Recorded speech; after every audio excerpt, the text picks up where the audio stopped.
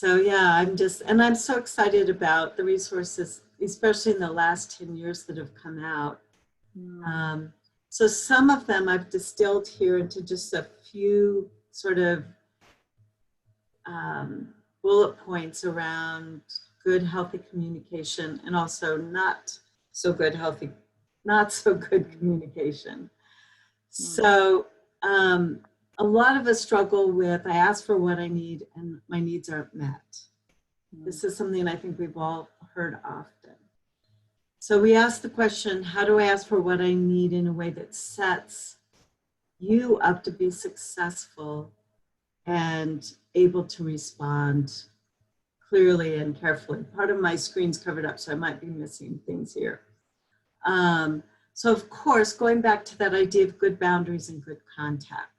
If something's really important to me, I want to make contact first before I communicate it. I want to make sure I see your eyes. You know, whether it's with my partner or my grandkids or my kids, it's like, can I see those eyes? My grandkids will tell you I say that when I really want to make sure they're going to get a piece of communication. Can I see your eyes, babe? So I make contact first, so they know that what I'm going to say is important. It shows that I believe that what I'm saying is worthy of being heard. Communication always begins with the person who is speaking. We often can attack others for not listening. And I think we need to unlearn that tendency and really go back to, well, maybe I didn't communicate it in a way that you could hear it. So how do I come back and reevaluate how I'm communicating in the first place? How can I set you up to be successful in listening? Because we can certainly set others up to be successful in not listening. Whether I'm yelling at them as they go out the door, or trying to talk to them while they're watching TV or they're on their ever-present device. That's a sure way to sabotage any success. So I always want to make sure I have contact first. I have something that's really important to me that I want you to hear. Is this good time for you to hear it? And we can check that out in the moment. The next thing we tend to do is we tend to get really general really quick. So I might say something like, I want you to clean your room. I'm so sick and tired of what a disaster your room is, right? And now you're starting to feel, not only am I angry and I have this expectation, and you're going, okay, you know, I'll clean my room or whatever. But then you're back to your game and the room doesn't get cleaned. So as an example, if we break that down to be more specific, I might say, as a part of this family, I need you to spend some time cleaning your room. When would be a good time for you to do that? And we might make an appointment. Would you like me in the room when you clean it, or would you like me outside the room when you clean it? We might negotiate that. We might negotiate a time period. Like, a lot of kids get overwhelmed when they hear, would you clean your room? And they can freeze up. They feel flooded, they feel overwhelmed. But if we sort of tier things so we set them up to be successful, like with young children, we often start with like the number of things. Like with my grandkids, it was like, you need to they're at age 4, you need to pick up 4 things. At age 7, you need to make your bed and pick up 7 things, you know, or you need to find 8 pieces of dirty laundry, whatever it is. We can make it fun. And we also tend to make it shorter for younger kids, and they can build up to longer time periods. So a lot of times when my kids were little, we would put on a song, and everyone would run and see how much we could clean up until the song ended. Or we would do a 10-minute tidy. We'd set the timer and just do it for 10 minutes. We have found that this can actually work really well for couples and adults as well.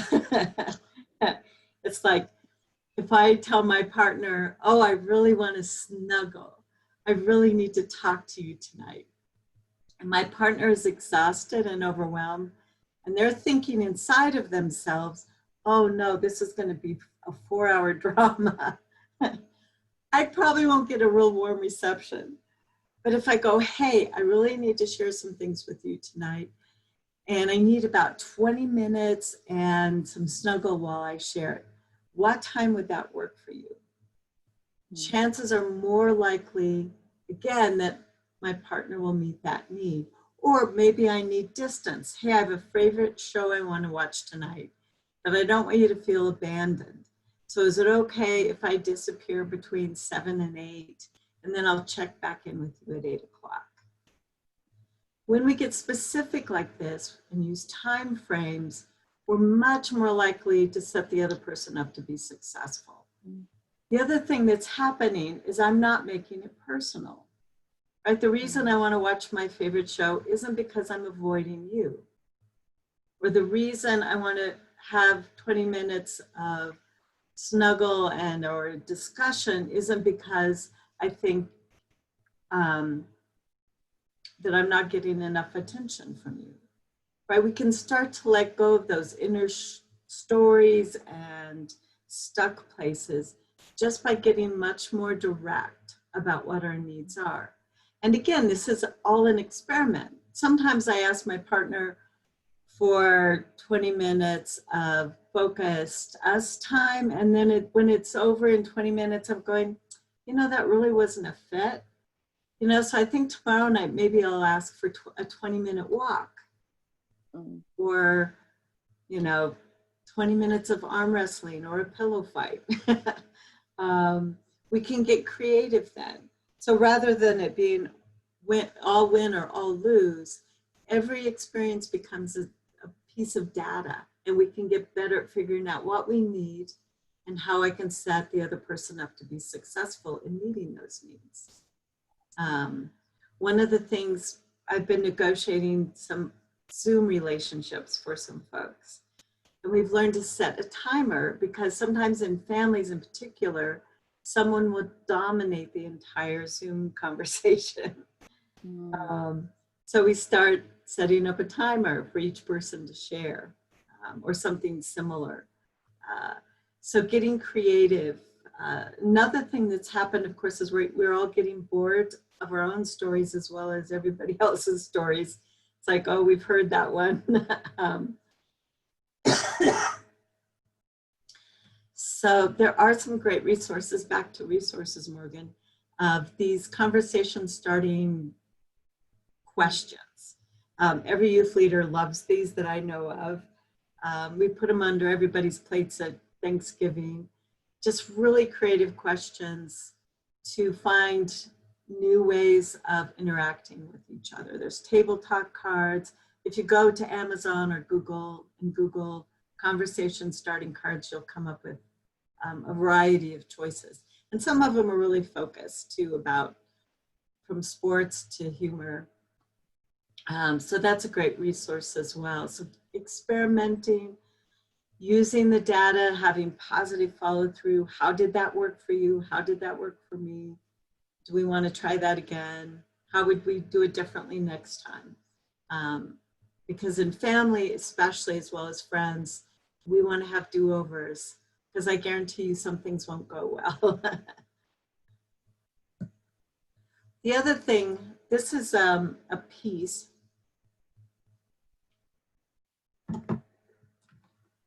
that comes from a big study of couples in Seattle, Washington. And some of you are familiar with this study by John Gottman and Nancy Silverman, who are sort of the figureheads of the study. They've been studying relationships now, and particularly in marriages, for over 20 years, and the data they've collected is phenomenal. And one of the things that's come out of that data is the success and failure of relationships really boils down to skills and patterns. And what are the skills that help marriages and relationships to thrive? What are the skills that destroy relationships and marriages? And one of the most poignant things that came out of that analysis is what they call the 4 horsemen of the relational apocalypse. Mm. So along with the things I hope you'll practice and experiment, these are the things I want you to avoid. Number 1, of course, is criticism.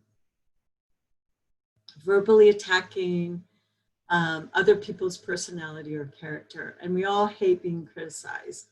It's always cutting. It's rarely ever helpful. I'm one of those people who I don't think there's such a thing as constructive criticism. I think there's helpful feedback, and I love helpful feedback. I don't like criticism because it always feels very personal and demeaning in some way. So the second one, contempt, this is one of the most strong predictors of divorce. It's when you'll see one person attack another person's sense of self. They're insulting, they're psychologically abusing, name calling, put downs, humiliating, shaming, all of those kinds of behaviors where we're really treating the other person as an object that is not worthy of any love or attention. You treat them with contempt. Again, be really mindful and make sure this is not something you're doing. The next one was really hard for me, defensiveness, because this is where I go when I don't feel safe. I want to defend myself. Of course, the problem is then it makes it hard for me to own what does belong to me, and it makes it hard for me to listen to the other person. And of course, defensiveness and criticism tend to get hooked up. One person starts criticizing, the other person starts defending, and communication breaks down very, very quickly. Stonewalling is the 4th one, and this kind of refers back to the throwing up walls that prevent contact, where we withdraw from the relationship. We do the silent treatment. We walk around in a way that conveys disapproval. We create distance and separation. We threaten abandonment. All of these kinds of behaviors, which really put up a wall so that there can't be any sort of repair or reconciliation. Any questions after all that download, Morgan? I think more if there's, so we also realize that this doesn't just translate to partnered relationships or parent-child relationships, but friends as well. And I think sometimes when we're trying to figure out how to improve friendships and dynamics, especially in times like these where we can't see each other in the same way, or we're not in shared space the way maybe a partner or parent-child might be. Can you speak to how maybe friends can have these conversations using an example of friends that maybe miss having conversation, but because the other friend has other commitments, they don't necessarily want to hop on a FaceTime or on the phone again. And yet we can still articulate what our needs are using the screen that you have up right now, which is specificity and setting people up for success. Can you just give one example of how maybe friends who don't live in the same space could have this type of engagement? So I can think of a lot of examples. I think one of the things I'm always mindful of is sometimes I don't ask because I think the other person is too busy, or I'm not important enough to the other person. So I always want to check in with myself first.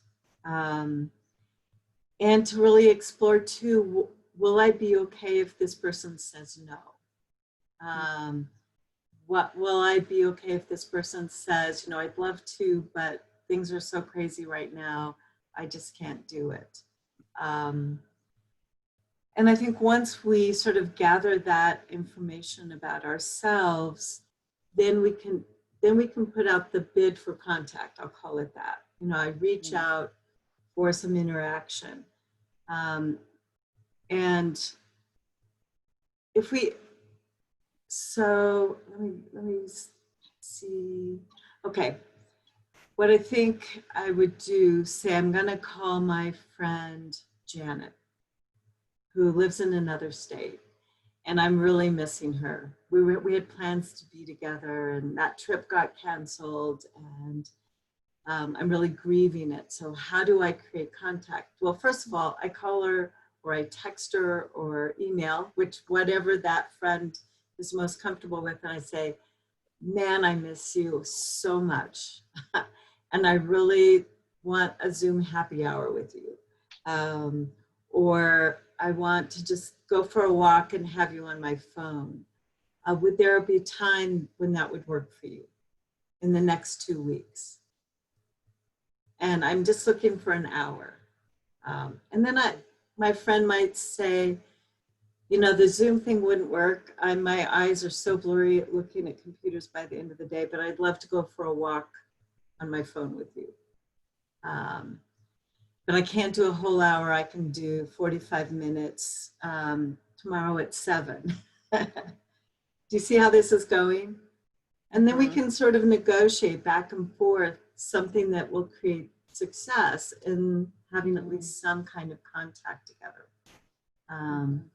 And I know this is happening with like grandparents and grandkids. They're trying to come up with other ways of connecting that aren't so limited by a screen, perhaps. Some of them are reading children's stories every night.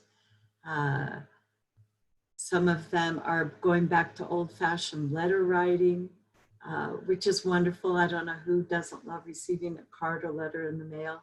I think I've sent more cards in the last month than I have in several years. You know, so I think getting creative too and trying stuff, what lands in people's souls that feels nurturing. And if a Zoom experience doesn't feel nurturing, or FaceTime, you know, maybe a letter, maybe, you know, a walk with my headphones and my telephone, maybe a backyard distant. We've been having some people in our backyard, and they bring their chairs, and, you know, we do the mandatory 6 feet apart. I know people who meet in parks, and again, they do the distancing. They bring their own chairs and their own little snacks. And so I think there's all kinds of ways we can experiment to see what's going to meet that need. I think the other thing that's important is not taking it personally when somebody's not available, and also making sure you have more than one person in your life. And I'll touch again on that later, Morgan, but we really need a team of 4 or 5 people, so that when one person isn't available, I have another friend I can reach out to, or another family member.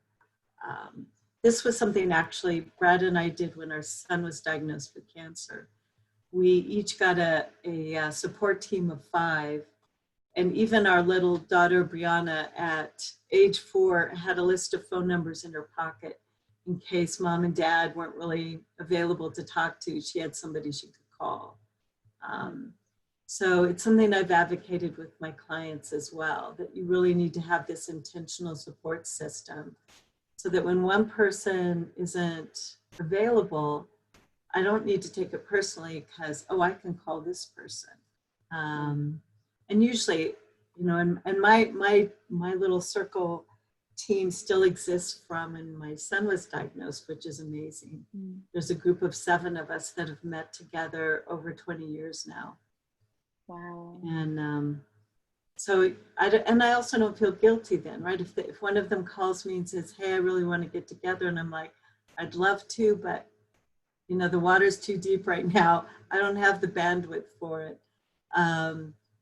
You know, she can go, okay, I love you. I'll catch you on the next round. I'm going to go call Christy. And I think that can give us a lot of freedom to say no without any guilt as well, because we know the other person has other people they can call.